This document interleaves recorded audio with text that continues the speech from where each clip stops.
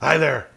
The other night I was on this interweb thingy when I came across this fantastic new radio show that isn't on the radio. It's called The Slow Joe. The Joe Blow? No, Joe.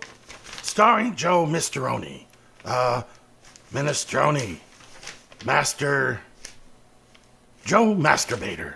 Now, I have no idea why he goes by the stage name of Joe Masturbator. Perhaps it's reflective of his favorite hobby. Hey, okay by me. Who am I to judge what he does on or off the show? And it doesn't really do any good to dwell on whether or not he masturbates a lot, since we all know he does, and it would be rather redundant at this point. Anyway, I liked the show so much, I pissed on the monitor to mark the territory so I could go back to find it later. I was amazed to think how one man could overcome his cross-dressing past to become the dynamo talk show host he is today. Just boggles the mind.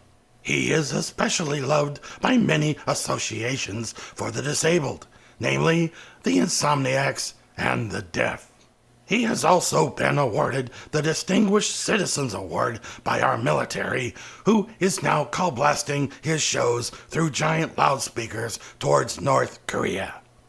You may also remember seeing his dimpled baby face on the latest Skookum cigarette ads, a brand that he still uses, which explains why he can only do interweb shows. Yes, he smoked those things since he was 5 and wouldn't even give them up after being hired on as Howard Stern's fluffer.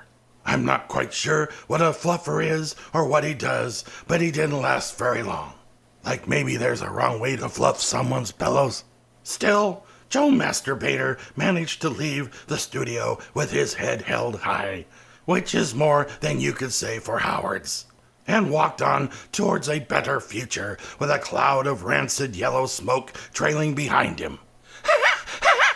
It was pretty funny at the time. Now Joe provided a bio that outlines his career. Stuff like his professional reporting for CNN from behind the lines during Desert Storm, and his professional interview with John F. Kennedy the day he was assassinated. But I figured, why should he be the only one to make shit up? With that in mind, Joe's early life reads much like a Bible story. He was born in a barn and killed his brother Abel when he was 12. He then backed up the toilet on burrito night and flooded the neighborhood, killing the firstborn male child of every family. Not at all fazed by the trauma or the stigma of being a crack baby, Joe set out at the age of 22 with his newly earned 5th grade diploma, ready to make his way in the world. And what better place to start than radio? His first real radio job came in 2010 at WCHR-FM, where he cleaned toilets, mopped floors, and emptied the garbage, as well as being the official fluffer. A badge of honor he carries to this day, although these days he just does it as a hobby. Well, that and masturbating, but that just goes without saying. Back to the story, after getting his learner's permit, he was given the job of driving the station limo, shuttling the entertainment from gigs to the station for interviews. It was then that he rubbed shoulders with the likes of local legends Pete Doofus, Ronnie Fishreel, and Chester Jawbone. It was during one of these excursions and fluffing sessions that Chester noticed Joe turning on the AM radio in the van.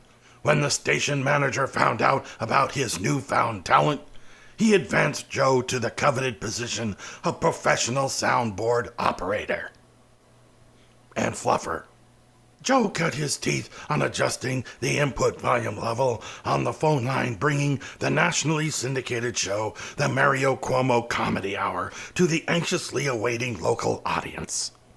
But all that is history now. Nowadays, you can find him not behind the microphone, but in front of the microphone, and next to his laptop, and on the toilet at the Greyhound bus terminal in Coeur d'Alene, Idaho, where he produces his radio show that's online, not on the air radio, but not really a radio show, Who knows? Maybe in another 10 years, he might be as popular as the third member of the Proclaimers.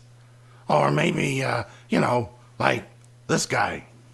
So tune in to Joe Blow and be one of his few who are entertained by his professionalism and talent. And remember, Wednesday is Fluffing Day. See ya.